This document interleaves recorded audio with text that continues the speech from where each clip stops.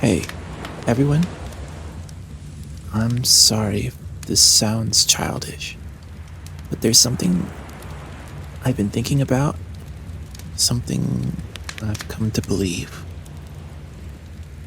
We are Karas.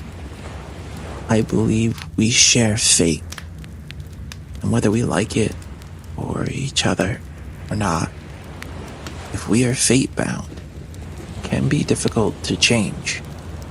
But if we bleed together, share words, share food, remain unhidden and without doubt, these things can change whether we are eaten by the whim of the world or we carve our name into its stone. We don't get to live by normal rules, by what makes sense to the wide, or our path will be narrow. We must use anything that works, not to fall. I've known you all for 7 days. Yet in those 7 days, we fought and survived some summoned canine things, a drow, Shoom, wolves, scarecrows, that guy who stole Aya's book, or not, I'm not sure.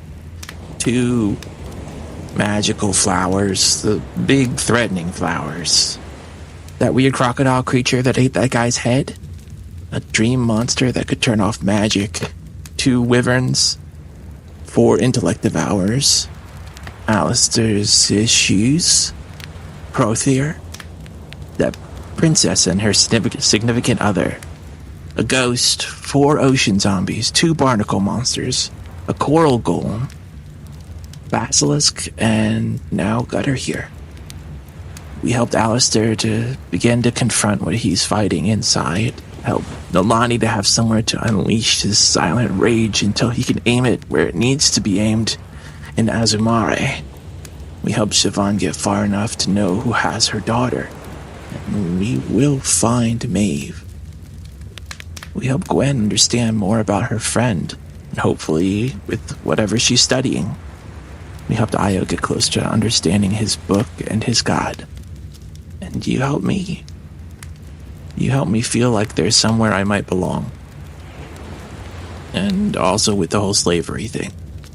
You saved me. We've saved each other. I've grown stronger, and so have all of you. We still have so much left to do. We're Merkelid. We're weird. And the best thing for us to do is to stop pretending that the rules of the common world will find us amongst them.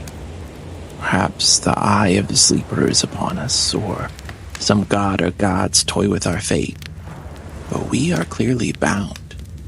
And if we do not acknowledge that, our binds will become the strings of puppets. Sometimes I have to remind myself that we're not in an old Ildjotin poem. That though everyone has a story they tell themselves, in the real world that story doesn't always follow a narrative pattern. And there are no guaranteed endings. But Snorri used to tell me this. The child sees a cloud and pretends it's a dragon. A smart man sees a cloud and knows it's a collection of air and water. But a wise man sees the cloud and knows, truly knows, that it is whatever he most needs it to be. A wise man knows how to pretend, and the world often listens. Maybe our goals and stories don't fall perfectly in place. Maybe we're made up of scraps, left behind from the things that broke us. In the Forge, we call that hammer scale. And I remember something else my teacher used to say.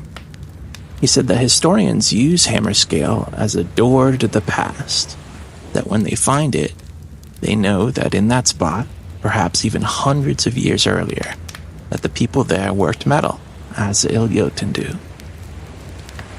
But if that's what we are, if that's what we leave behind, then wherever we go, people will look there and find what we left, and they'll know that there, iron was forged.